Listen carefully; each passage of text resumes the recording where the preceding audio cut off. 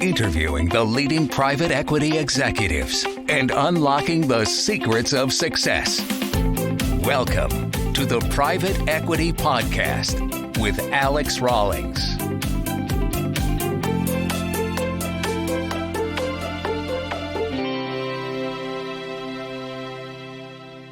Hello, everybody, and welcome back to the Private Equity Podcast.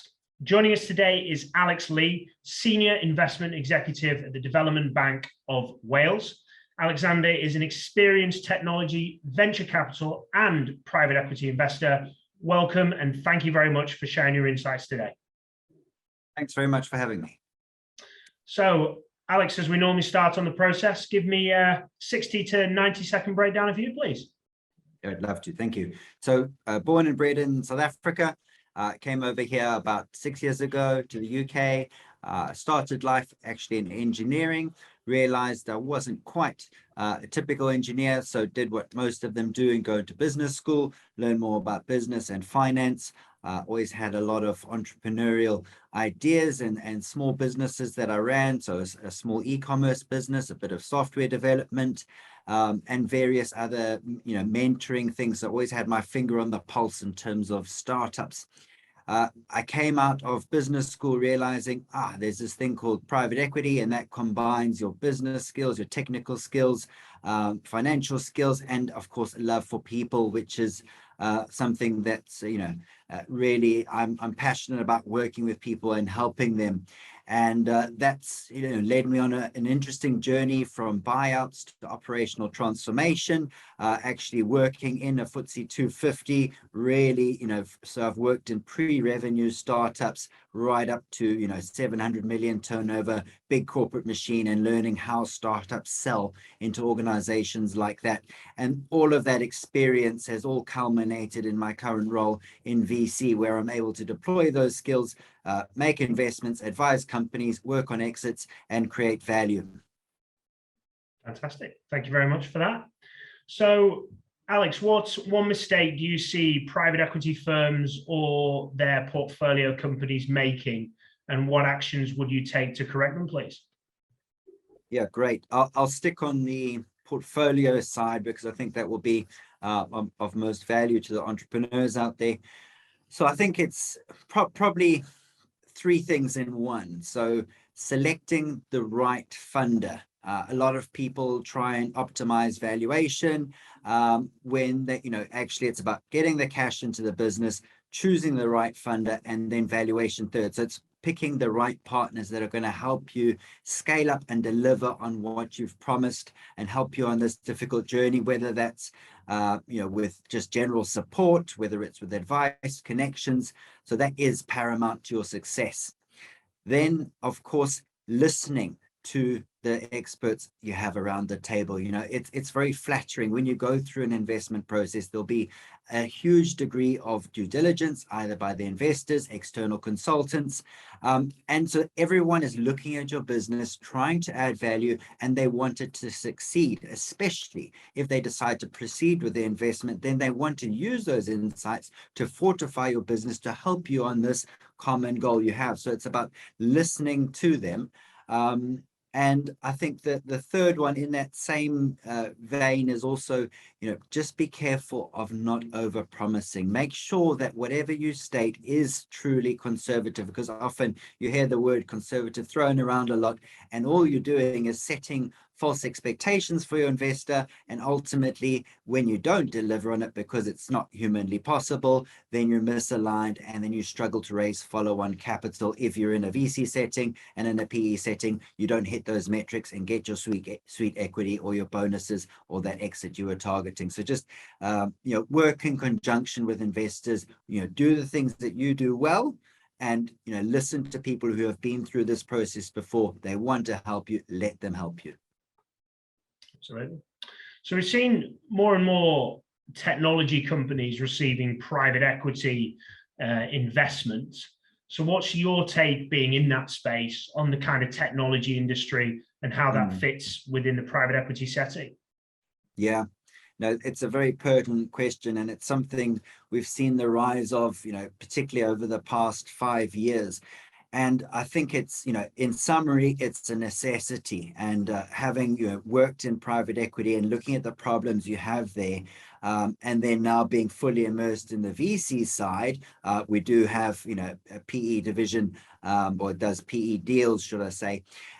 What you're seeing in private equity is the old, mechanisms aren't working as effectively. So financial gearing is not working. Cost bases are already stripped down as low as they can be, and there's a lot of upward pressure on costs.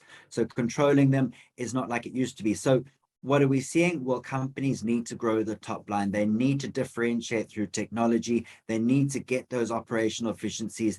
And the only way to do that is with technology. Now, so you've got, PE companies, and often, going back even 3-4 years ago, they would buy out VC-backed businesses just for the tech team, in terms of they're able to work together. They can come into an old school PE-backed business and supercharge it and get that tech working, or they might buy the technology. So you're seeing investment in both ends of the spectrum. That's obviously providing, VC-backed companies with a lot of liquidity, and then and in the same breath, you're getting a lot of new investors coming into that space because they're realizing that they can generate a lot of value by coming in early, supporting those companies, getting their monthly recurring revenue up, getting those SaaS models going, because it is so lucrative to do so. So it's a really good synergy of demand and supply.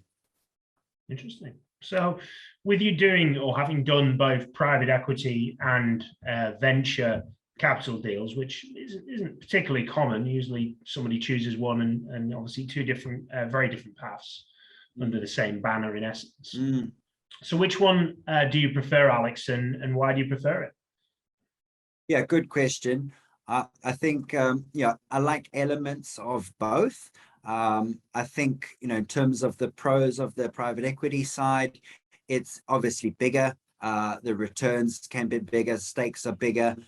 So it's really cerebral, and, it's particularly around the level of financial analysis and market analysis you can do. You can really go to the nth degree, and you've got a lot of historical information that you can mine and model. So it's less of a not guessing game, but there's, more predictable outcomes. So, generally, returns are expected to be lower as a result, but not always. Sometimes you can generate some incredible returns, between, up to 8x with the leverage, so that the financials are very attractive. The only thing that, in terms of if anyone's deciding between the two careers, what you find with PE is it's a lot about analyzing the past. And yes, you look forward, and you look forward to 5 years over your investment horizon, and then another 5 years for the person who's going to buy you. And because you need to make sure you're leaving value on the table, because that's going to uplift your exit multiple. But the big distinction I make between venture is that it's mostly forward looking. So in PE, you might say, all right, give me your last 10 years financials. In VC, you ask, have you got a financial model? Can I see your last 2 years stat accounts? And that's it. So it's a lot more about the investor's knowledge of the market space, new trends, belief in the entrepreneur, their past experiences and their CV. That's what you're analyzing, as opposed to, the actual business itself. So you become more of an expert in business models and trends, and it's, obviously exceptionally high risk. And that's why you are looking for the 10s and 100x's, because you are going to have failures. Either you're going to call it wrong, or the company is just going to fall over, or the competition's going to receive hundreds of millions of funding and just blow you out the water. So it very much, a lot of people say the difference between seed investments and Series A is a lifestyle choice. And I think in private equity and VC, it's also a bit of it's more kind of propensity for risk. Are you the person who likes gambling and cryptos, or could you think of nothing worse? So it's more around your value system, and what you really enjoy. The skill sets are there is a lot of overlap. So yeah, that's what I would say. Do you find interesting point there? In particular, do you find that you mentioned about that really immersing yourself in your industry? If you look at the private equity space, we tend to see that a lot of them are specialist within, let's for example, healthcare, and we're seeing more and more of that. But a lot of the firms are generalist in nature, but will have a particular bias, usually against what I regard as core country industries, manufacturing, consumer, healthcare services, business services. Do you think that because of the way that VC operates, and especially what you've mentioned there, that you really, as a VC investor, you have to be a particular specialist within a particular niche rather than taking a general type approach within VC? Yeah, it's a good question. And some people might say, look, you don't have to be a specialist in terms of, the DD, because you can outsource that. All you have to do, so there's a really good definition of what makes a good VC, and it's a good buyer and a good seller. And in terms of being a good buyer, it's spotting the right deals at the right price, doing the right DD that then informs the future strategy, adds portfolio value, maximizes your exit, and literally, to use an old adage, buy low, sell high. So you could just be really good at structuring. However, the expertise does, it is required, because if you're looking at, say, 10 space tech deals and you are a generalist fund, how are you going to know which technologies are going, the prevailing ones? How are you going to spot the opportunities? And more importantly, how are you going to secure the deal flow? Because you want to be the person that they come to. And a lot of VC and even private equity is all about the sourcing. It's not necessarily the skill of the investor or the entrepreneur. It's right place, right time. And did they come to you? And you see this with a lot of the, decacorns in Silicon Valley. The overlap in terms of VCs who pick the same ones is something like 2%. So they're saying it's not about your skill as an investor. It's about being the go-to person in that sector, and then being able to look across the 10 and say, I'm going to back these two horses because I know the market very well. Okay, so keeping on that technology vein, with kind of technology at the moment being incredibly diverse industry, technically you could argue it's not its own industry, it supplies into industries, but to keep on that kind of title, and obviously being incredibly disruptive, what are the areas within the technology, eco-structure that you are most excited about? Yeah, I think there's lots of exciting sub-segments, should we say, and a lot of people will say, well, AI and machine learning and all these things, and that's obviously exciting in terms of what it can do, and in terms of, there's a lot of people worried about their jobs, and will machines take over? Hopefully machines take over the laborious jobs that humans perhaps shouldn't have been doing in the first place. So I'm quite excited about that. And obviously you need to balance that with, is there going to be universal basic income, or, as long as everyone is looked after and it doesn't all get slurped up into the tech firms. But in terms of a real opportunity, they talk, I was at a BVCA webinar last week, and they were talking about the biggest commercial opportunity of our time, and that is climate tech. And climate tech is a massive sector, and obviously that's the commercial side. People need to eat, they need to have businesses, so we do need to be cognizant of that. You can't just be hugging trees for the sake of it.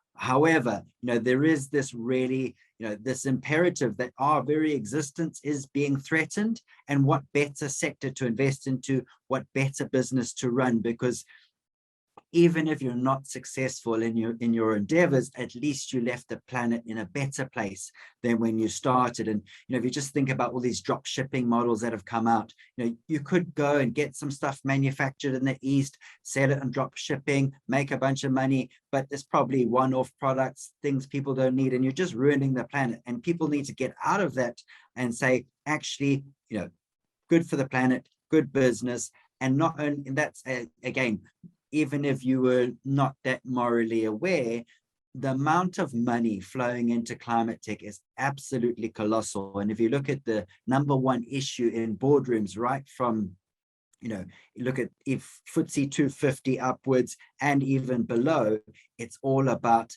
the planet, people's perceptions of how you're treating the planet.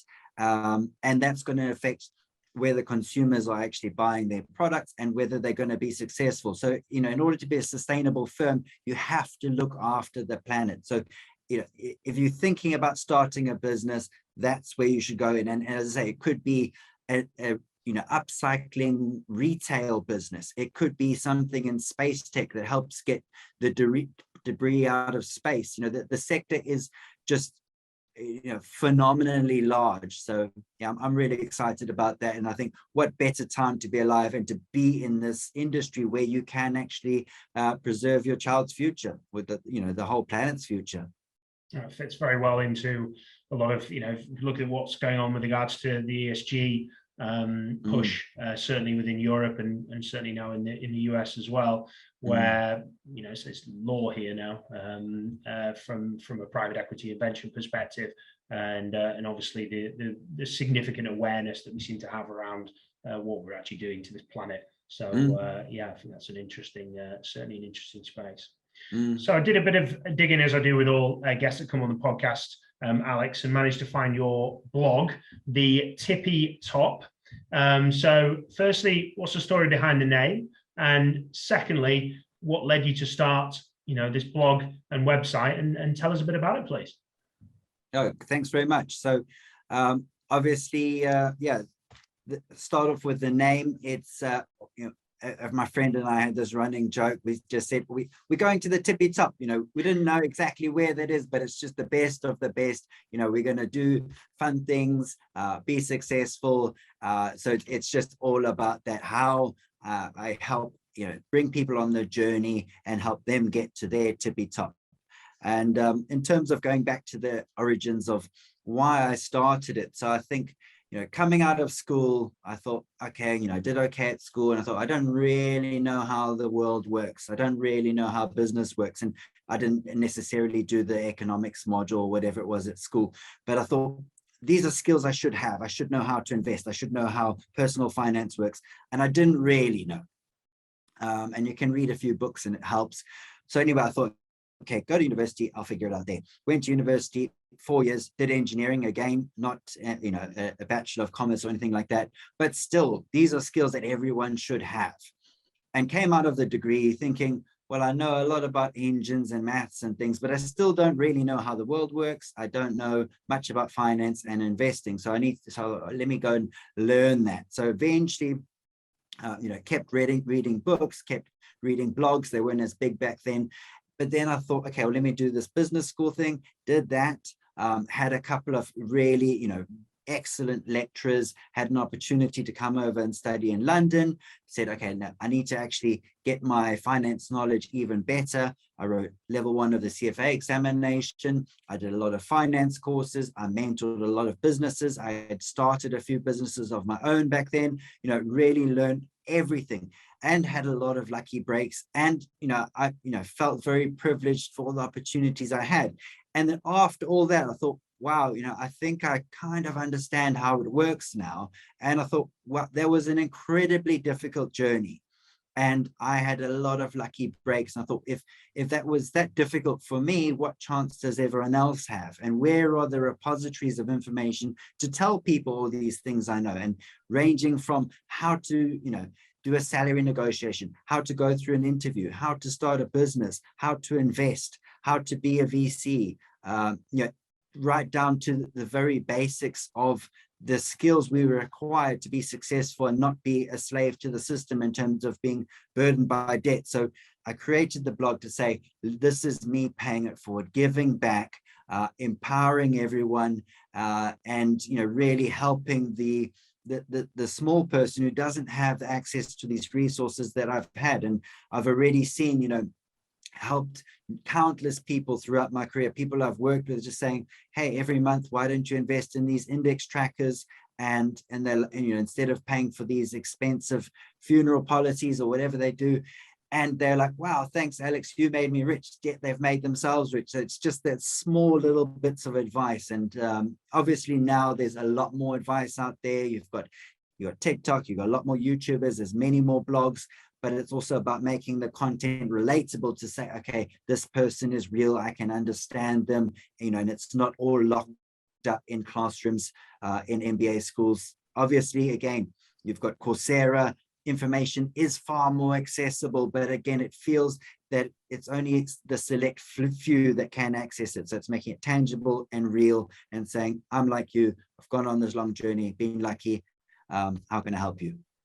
Oh, very, very interesting, very commendable to take such a step to help people. I agree, you know, it's very previous we were in a world where we lacked information, and now we're in a world where we have too much of it, and question the value, certainly. And obviously the thing you've mentioned there about index funds is something I've considerably looked into, and I now invest in instead of trying to pick my own stocks. I rely on a couple of funds that do it all for me, much smarter, much more intelligent, and people are much more aware of what's going on than me. Actually recording this, and Tesla went up 13% yesterday, and I was like, and then I thought, well, yeah, but I'm that kind of guy where I dabble in crypto, but I'm not fully in crypto. So I'd probably be a private equity investor if I was to be on your scale of where someone would be. Maybe growth stage private equity, something a bit more interesting, certainly than large cap. I'd probably be the very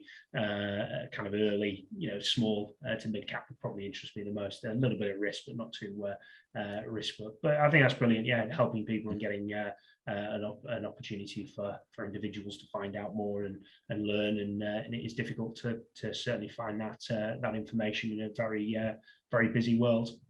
So bringing it to top performers, and putting more around the talent side, obviously my favorite subject.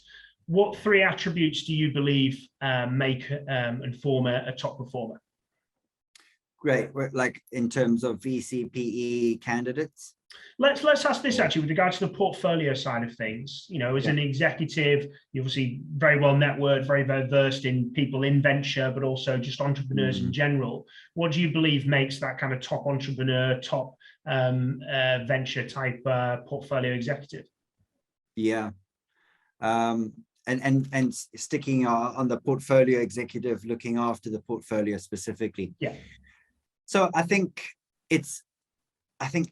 something that's hugely underrated is authenticity, because you don't want to disconnect between the CEO/entrepreneur and yourself. You need to build up that trust, and that comes back to sourcing the deal at the outset. They want to have prior knowledge of you. They want to be able to feel like this person really understands me and wants the best for me and the business. And obviously you need to be commercial, and sometimes there will be some hard judgment calls. They better say it's about having that connection. And then also it's about, you know, as in terms of skills, being able to add value and actively looking to add value. And that's something that we, you know, constantly look at. We look at how much value have we added, where have we added value, and we really look to do that in each and every investee companies. So going out of your way, going above and beyond. Well, you're not actually, because you're adding value to your own portfolio, but what introductions can you make? What advice can you give? You know, what business analysis can you provide to the entrepreneur? You know, when you do your analysis, do you just keep it behind closed doors, or do you share it and say, this is what I've learned about your business, this is how I think we can add value, you know, pull the lever, increase profitability, or whatever it may be. And then another top skill is being there for your CEOs and entrepreneurs, being at the end of the phone when they need you, and positioning yourself as that trusted person that they can speak to and be open and honest with. And why do I say that? Well, more so than ever, you're seeing mental health is absolutely a huge issue. If you look across most portfolio companies, the number one reason for sickness is mental health. Now, whether that's burnout, just general stress and strain, just people feeling overwhelmed and not knowing what to do, they need to have people that they can rely on and speak to. So there is certainly a moral imperative to look after their mental health, and particularly when targets are not being met. And you might be under pressure to deliver for your fund, to deliver for your LPs, but if you put too much pressure on that CEO and they crack, all value is lost. So actively nurturing the people you work with and helping them. It's all about helping and alignment and reaching that common goal. Interesting. And what do you, I'll bring this both into venture or private equity, answer on either to be fair, but what do you love about the private equity industry or venture capital? And equally, what do you dislike about it? Yeah, great. One other thing I would say on the skill in terms of PEVC, it's about deal sourcing. So about getting out there and, as I say, actively adding value, whichever kind of channel you choose to do that, at events, on social, whatever it is, add value first, and then the entrepreneurs and good deals will come to you. And it could be adding value to corporate finance houses, but number one skill is sourcing. And that's, with all the the crowded market in terms of all the cash floating around, entrepreneurs and CEOs have options. They don't need your money. So there's got to be a real reason why they're coming to you.